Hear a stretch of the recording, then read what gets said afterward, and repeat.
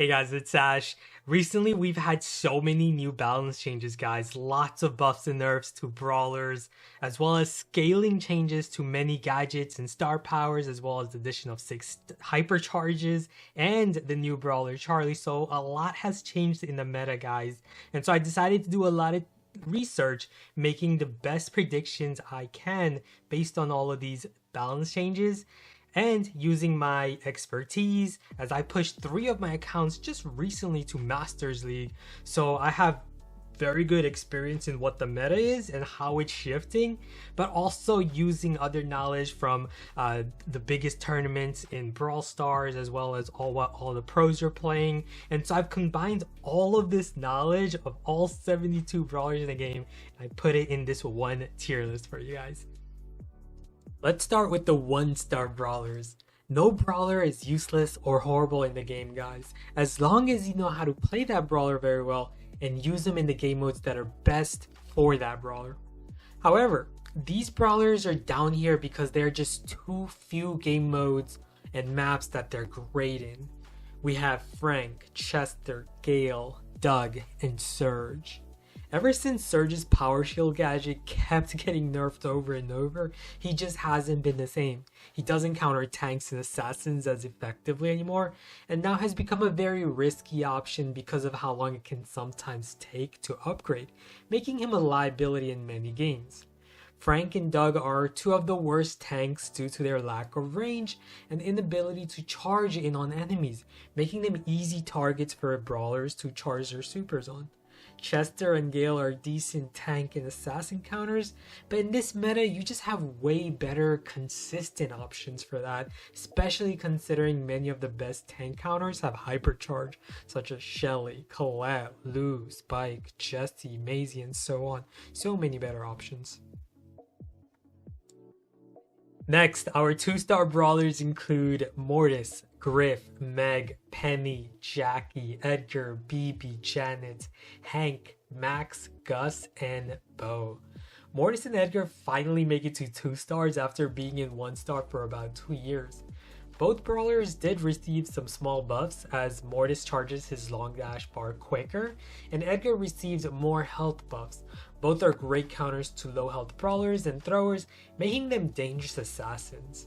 Griff, Meg, Penny, Janet, and Max have all received lots of nerfs throughout the past year, which have placed them in a zone where their low damage output just isn't sustainable for them in the competitive play.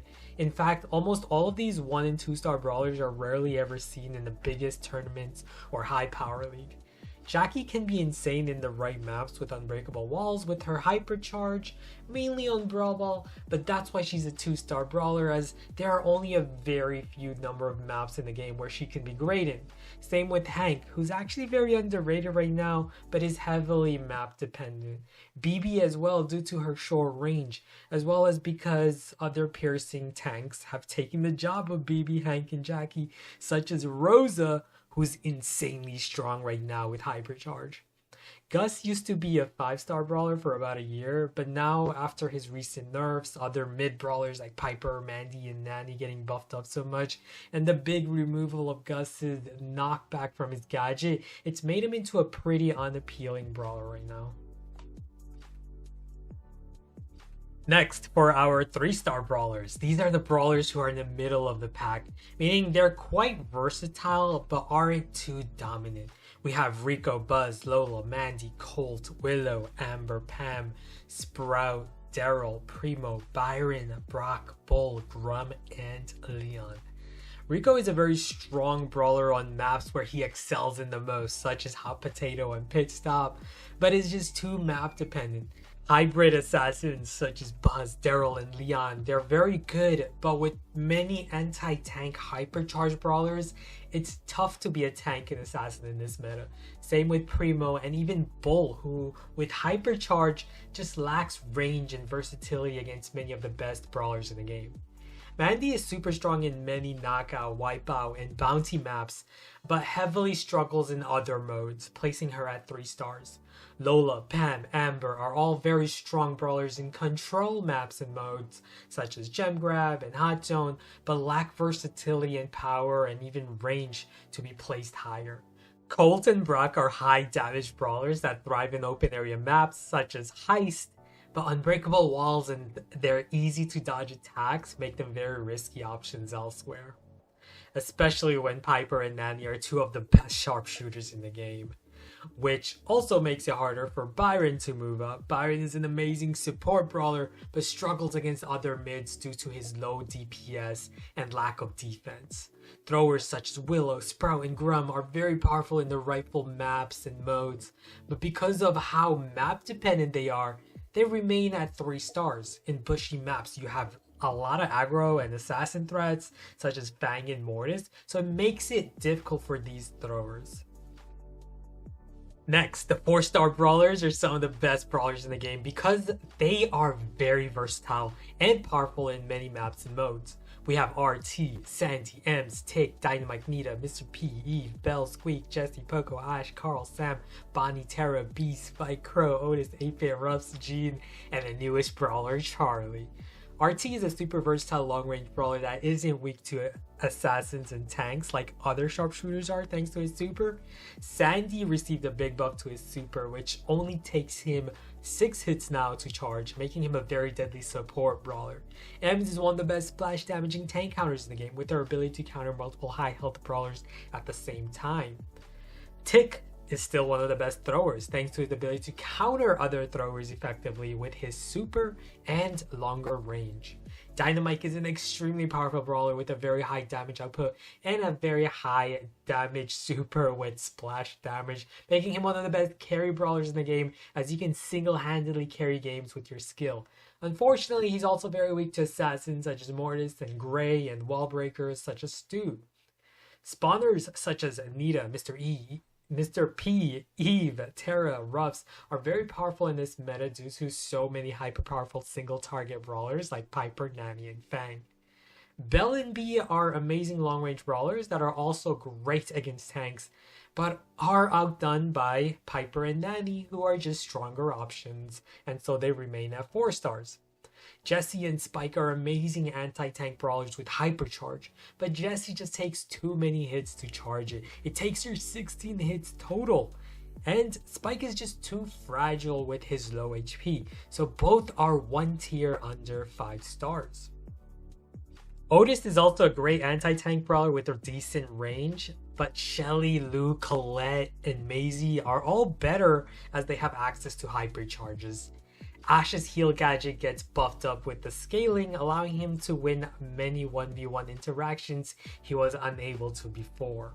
8-Bit is a very underrated brawler, anti-meta brawler right now, as his high health allows him to go toe-to-toe against other powerful brawlers such as Nani and Pearl, and also counter the strongest assassins such as Fang.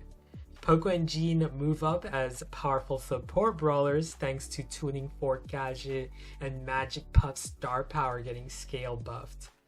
Squeak and Crow finally fall out of 5 stars as both brawlers get their gadgets nerfed once again. Now Residue only lasts 6 seconds and Slowing Toxin only lasts 2 seconds. The new brawler Charlie seems powerful, but her very low damage at long range limits her dominance. Still, she has a very scary and powerful super that can completely entrap you and a star power that can eat away half your health. Now for the cream of the crop, the 5-star brawlers that are the most dominant in the meta.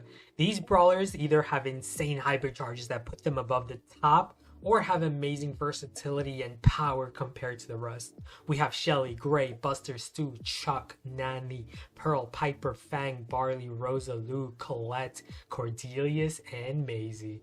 Shelly received a small nerf to her super chaining ability, but you can hardly notice the nerf as it's still very easy for Shelly to abuse her Clay Pigeons gadget to get her super insanely fast and dominate against most tanks and assassins, even long-range brawlers with her gadget, not to mention her Hypercharge.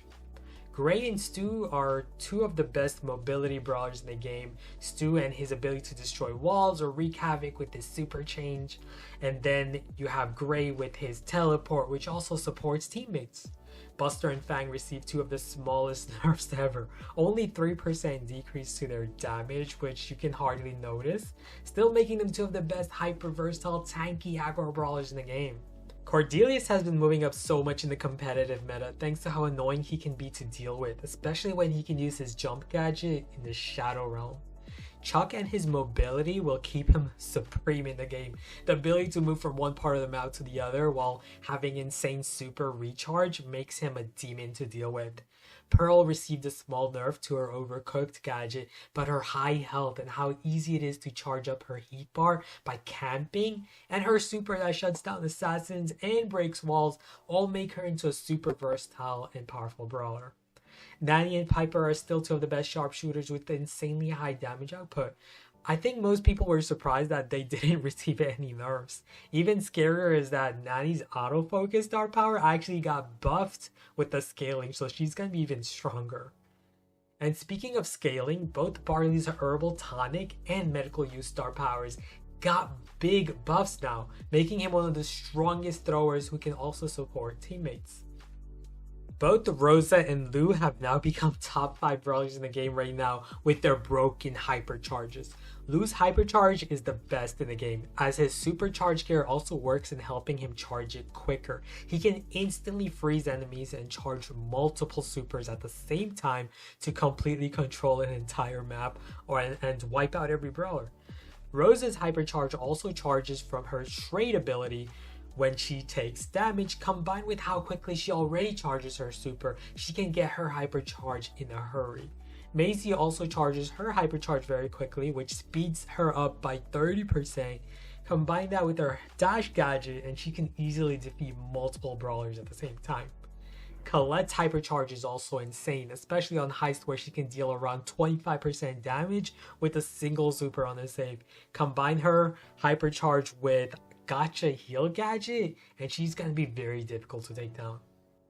So there you guys have it. This is the entire tier list of what I'm expecting the new meta to look like. Now of course this is the prediction tier list, so I could be wrong in certain areas. Maybe Charlie, the new brawler, is actually a 5-star brawler instead of a 4. We'll have to see as we get more data because the new meta is still new and fresh. So I hope you guys enjoyed the video. I'm gonna have more videos on these rankings as we continue to get more data on what the meta is shifting towards. Thank you guys so much for watching and look forward to the next video. Take care.